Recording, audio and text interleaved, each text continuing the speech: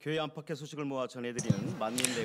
temps pour Mami Magazine qui délivre les bonnes nouvelles de l'Église. L'interviewé d'aujourd'hui est la diaconesse Unchalim qui a été guérie d'un empoisonnement aux pesticides et d'une dépendance à l'alcool. Maintenant, elle profite de sa vie de foi gracieuse.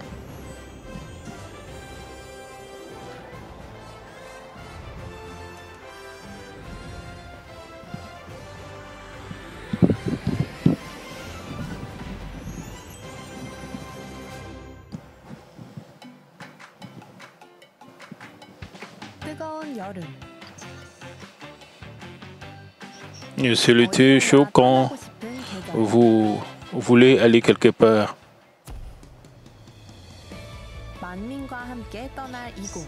Voici l'endroit où nous, Manmin,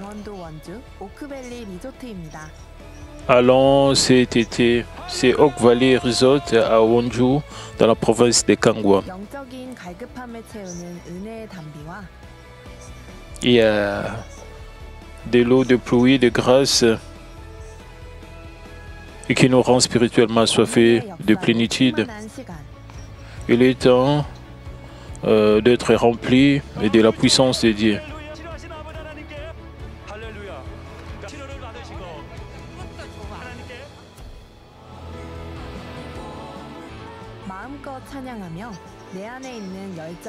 Il est temps de louer le Seigneur tant que nous avons la force et la passion.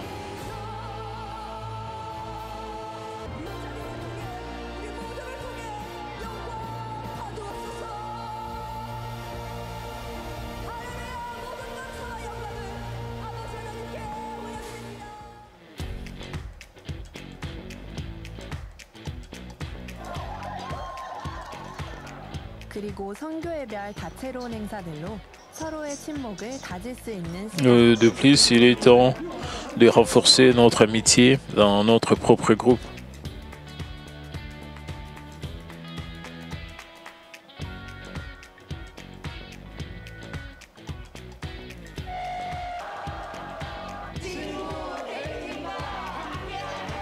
Avec le pasteur principal par intérim dans la retraite de Dieu de Manmin, nous l'attendons de pied ferme, nous attendons avec patience.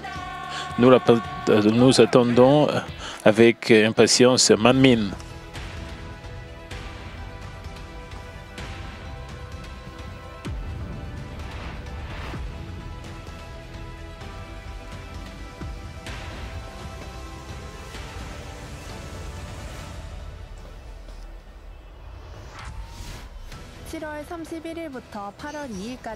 Vous tous qui allez être encouragés et guerriers spirituels êtes invités à la retraite d'études de Manmin 2023 tenue du 31 juillet au 2 août.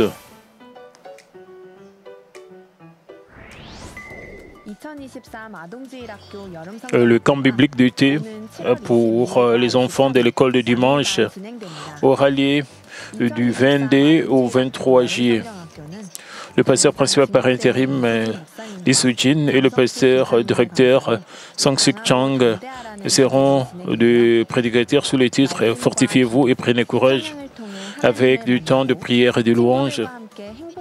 J'espère que de nombreux enfants et leurs parents rejoindront ces camps pour rencontrer Dieu le Père et leurs amis.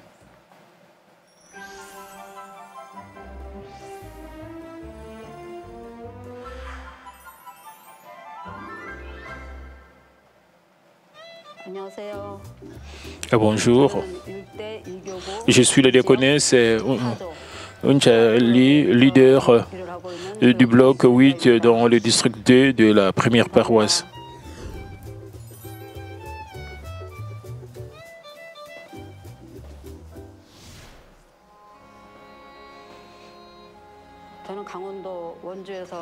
Je vécu à Wonju dans la province de Kangwon, cultivant et élevant 4 enfants. Il y a beaucoup de travail car j'ai fait de multiples cultures de champs comme le riz, le tabac, le poivre, le sésame et l'arachide. La récolte serait ruinée si je ne pulvérisais pas de pesticides à temps. Ainsi, je les ai pulvérisés à l'air à 7 heures du matin. Par insouciance, je l'ai fait sans porter de masque et tous les pesticides accumulés dans mon corps étaient accumulés dans mon corps. Je suis rentré à 16 heures pour me reposer. Quand j'étais prête à retourner dans les champs, tous les objets étaient vus à l'envers. J'ai regardé autour, même une vache s'est couchée à l'envers. Un chien a sauté à l'envers. Je pensais juste que je me sentais mal, ne reconnaissant pas que c'était pour un empoisonnement aux pesticides. Mon état s'est aggravé, je ne pouvais plus bouger en 2 mois. Et j'étais perplexe, disant qu'est-ce qui m'arrive? J'ai fini par être paralysé au bas de mon corps, j'étais incapable de bouger. Je suis allé à l'hôpital pour la première fois de ma vie et m'ont fourni des traitements. Ma mère m'a amené à Séoul et elle m'a fait faire de la acupuncture pendant 3 mois. Mes jambes me semblaient être relâchées. Cependant, je ne sentais plus du tout les pesticides et mes jambes étaient à nouveau paralysées. Et il n'y a pas de choix que de quitter le champ et de déménager à Séoul. Mes jambes étaient desserrées, mais je suis devenu plus malade et la douleur était partout dans mon corps. Et j'avais pris une radiographie à l'hôpital pour comprendre la raison. Il s'est avéré que ma colonne vertébrale était fondue. Le médecin a été surpris et m'a demandé « Comment pouvez-vous être en vie dans cet état ?» Et c'est urgent. Il a dit que je serais paralysé dans moins de 3 mois. Alors, j'ai dû me faire opérer dans le plus grand hôpital. J'ai subi une intervention chirurgicale pour prendre une partie de l'os de la hanche et de l'attacher à mon dos en le fixant avec 6 broches. C'était terriblement plus douloureux après l'opération. La douleur était comme si un poinçon était enfoncé profondément dans la plante de mes pieds. Je devais sentir la douleur de mes pieds à la cuisse. Je pouvais parfois respirer avec un mal de tête sévère pour la douleur. J'ai essayé de tremper mes pieds dans l'eau glacée. Puis la douleur a semblé brièvement disparaître lors de la fonte de la glace dans l'eau. J'avais l'habitude de m'endormir en prenant mes pieds dans l'eau. Je ressentais à nouveau la douleur après que toute la glace est fondue. Tout ce que le médecin fait pour moi, il ne faisait que donner, il ne me donnait que des analgésiques. Il a dit que j'avais mal à cause de l'opération réussie. On m'a dit qu'il n'y avait aucun moyen de contrôler la douleur sauf les analgésiques. J'ai pris des analgésiques plus puissants pour finalement passer à un analgésique de type médicamenteux. Il a dit que si cela ne fonctionnait pas, les analgésiques ne fonctionneraient plus pour ma douleur. J'étais totalement frustré, demandant est-ce que je dois mourir? Comment puis-je endurer la douleur? Il a dit c'est juste la façon dont vous vivez avec la douleur. J'ai rencontré mon problème à mes amis et certains de mes amis ont dit que prendre l'alcool pour oublier la douleur. Une gorgée de soju m'a fait du bien, aidant à oublier la douleur et à m'endormir. Être ivre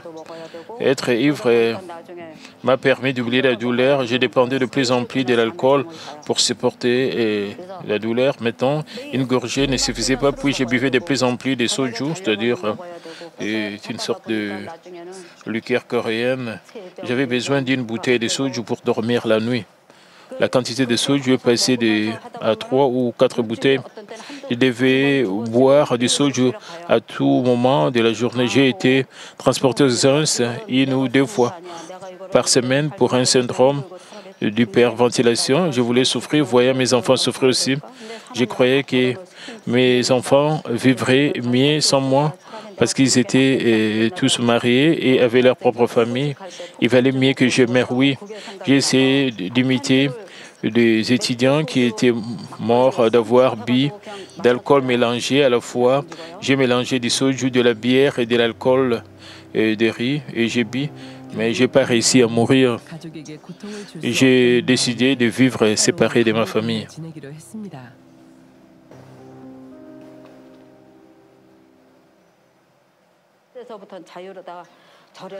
J'ai parcouru des églises, des temples pour être guéri. Mais bientôt, j'en ai eu marre d'y aller. Pendant que je vivais comme cela, je visitais un bureau pour rencontrer ma voisine. Il y en avait une que j'ai rencontrée pour la première fois disant « Je vais à l'église pour le culte de la veille de vendredi ». C'était tentant pour moi et j'ai demandé quelle était l'église et elle a dit « l'église Manmin ». J'ai suivi cette voisine pour assister au culte de la veille de vendredi. Je n'étais pas disposé à m'enregistrer à l'église. J'étais juste curieuse que l'église soit bondée de membres. Et j'espérais aussi ne pas boire ce soir-là pour assister au culte de la veille de vendredi.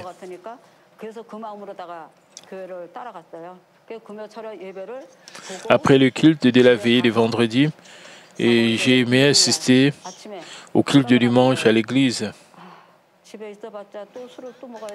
J'ai pensé qu'il valait mieux rester à l'église que de boire à la maison le week-end. J'ai appelé cette voisine et je l'ai encore suivie pour aller à l'église et je me suis enregistré à l'église Manmin. Je ne savais pas ce qui m'avait poussé à le faire, mais j'étais attiré par quelque chose. Alors j'ai visité l'église, je me suis enregistré là-bas et je suis revenu à la maison. Il y avait 3 bouteilles de soju et des plats d'accompagnement, que mon ami a cuisiné à la maison. Je l'ai bu, mais j'étais encore sobre. J'ai essayé d'être ivre et de dormir, mais j'étais bien. Même en buvant plus de soju, alors j'ai parié que l'alcool de riz me permettrait de dormir. C'était vrai, je me suis endormi. Je suis resté au lit pendant 3 jours sans manger. Après le dimanche, je me suis réveillé et je me suis levé légèrement le matin. Je suis allé au travail et certains camarades m'ont donné de l'alcool comme médicament, mais je ne pouvais pas en boire. J'ai essayé de le boire à nouveau, mais j'avais envie de vomir. J'ai arrêté de boire à partir de là. C'était tellement mystérieux que je suis resté au lit pendant 3 jours sans même avoir une goutte d'eau et je me suis réveillé facilement. C'était pas, cela ne venait pas de la capacité de l'homme. Je me suis rendu compte quelques mois plus tard et je me suis retrouvé à bien dormir aussi. Dieu le Père m'a enlevé la dépendance à l'alcool pendant les 3 jours et m'a permis d'arrêter l'alcool, même si je venais juste de m'enregistrer à l'église. C'était merveilleux de pouvoir arrêter l'alcool en un instant et de bien dormir sans aucune goutte d'alcool. Cependant, ce n'était pas la seule chose qui me surprenait. On m'a dit que je pouvais rejoindre la réunion de guérison divine en tant que patiente et puis je pourrais être guéri. Et cette réunion se tiendrait le vendredi de la première semaine de 2006. Et cela n'avait aucun sens pour moi parce que le médecin, le chef a dit que je ne pouvais pas être guéri, quoi que je fasse. Si Dieu a guéri la maladie comme un mal de dos que j'avais, à quoi servent les cliniques et les hôpitaux? Mais j'étais tellement curieuse de savoir ce qui se passerait dans cette église. Je n'ai pas pu m'empêcher d'assister à la réunion de guérison divine ce vendredi soir.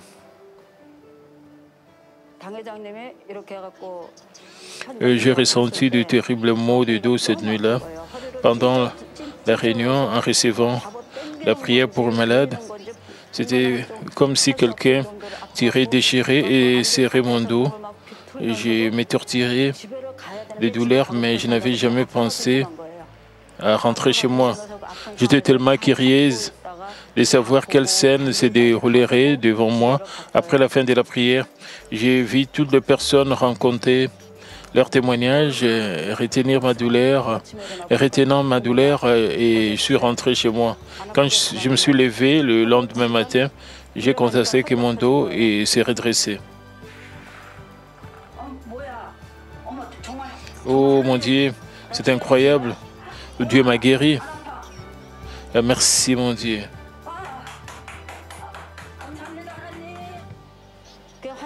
Merci Seigneur, merci mon Dieu, merci beaucoup. Mon dos s'est redressé, j'ai bien dormi.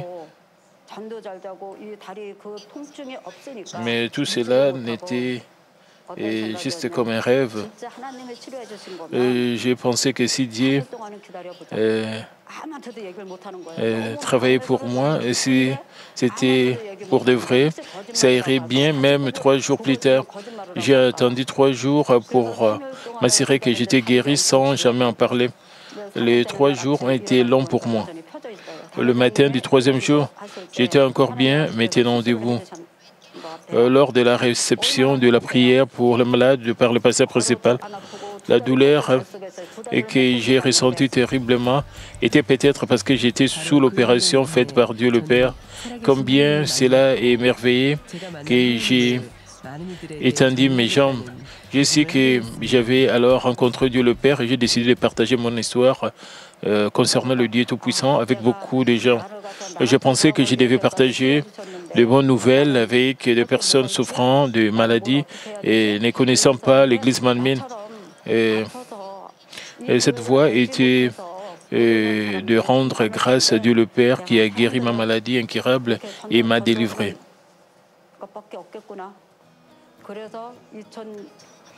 J'ai parlé de mon Église et je les ai guidés à l'Église. Lorsque le nombre de personnes que j'ai amenées à mon Église était de 50, j'ai fait un voyage à Jeju, compris de l'Église. Je n'ai jamais ressenti de mal de dos depuis ma participation à la réunion de guérison. Certains s'inquiètent pour moi, disant « tu travailles trop dur ». J'ai dit « j'ai une nouvelle vie, étant guéri de la maladie qui m'empêchait de bouger ».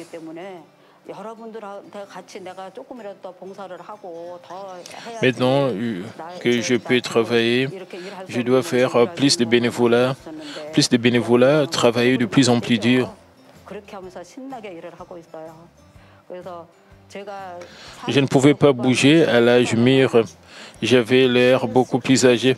Mais maintenant, j'ai 69 ans, mais je vis comme des gens dans la trentaine.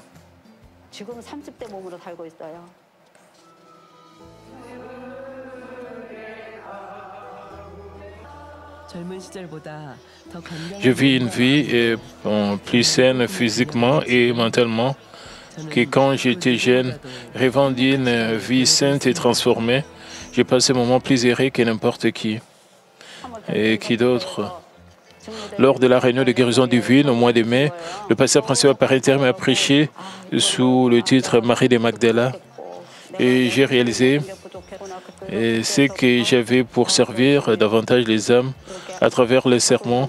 J'ai gardé le message à l'esprit en tant que leader de district.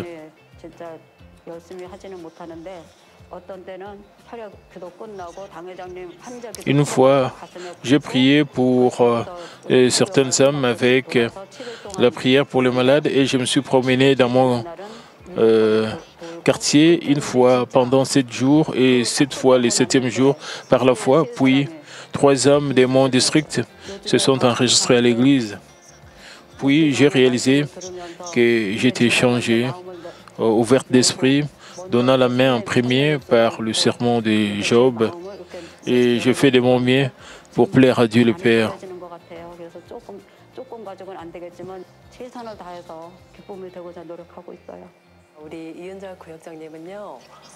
La diaconesse Unja Lee n'arrête pas de prier. Elle s'est jointe à tous les événements de l'Église, tels que la lecture du livre publié par Rimbaud. Elle prend soin des âmes du district et les sert avec joie. Elle pense d'abord aux autres, pas à elle-même. C'est une charmante leader qui s'occupe des âmes et des ouvrières autour d'elle.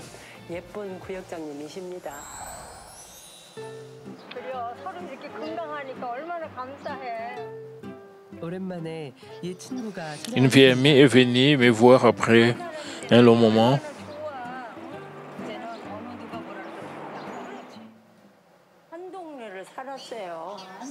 Nous étions de pair dans une ville. Et comment était-elle alors? Elle ne pouvait pas vivre sans alcool. Et son dos était tout le temps plié. On aurait dit qu'un oreiller d'enfant était dans sa colonne vertébrale. Elle ne pouvait pas se coucher droite et elle était assise, les dos courbés. Sa douleur était trop terrible pour vivre. Et il a été répété que boire de l'alcool et ressentir à nouveau de la douleur. Maintenant, je suis tellement touché qu'elle a l'air si bien après avoir assisté à l'église. Maintenant, elle a plutôt l'air. Maintenant, j'ai plutôt l'air plus vieille qu'elle et j'étais tellement surprise qu'elle ait l'air si bien. Elle est en bonne santé, plus mince et ressemble à une autre personne. Tous ceux qui la connaissent se souviennent de comment elle était dans le passé.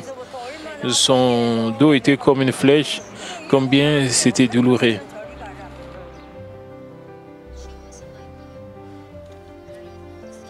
Et c'était comme elle était comme une vieille dame. Inutile de dire qu'elle a maintenant l'air bien plus grande que moi. J'espère que nous resterons en aussi bonne santé que vous jusqu'à ce que le Seigneur revienne. Bien sûr, je vivrai heureuse en tant que témoin du Dieu vivant. Je partage mon histoire avec les gens en leur disant vous pouvez avoir une séquelle ou votre maladie peut réapparaître, mais le traitement de Dieu le Père, c'est parfait sans aucune séquelle. Alors, allons au Seigneur. Je rends grâce à Dieu le Père et au Seigneur. Je remercie le pasteur principal qui m'a rendu visite et a prié pour moi dans mon rêve. Et Madame Libongnim m'aime beaucoup et merci. Le pasteur principal par intérim, j'ai beaucoup changé en écoutant le sermon du pasteur principal par intérim et je remercie tous les membres et merci beaucoup. Je vous aime tous.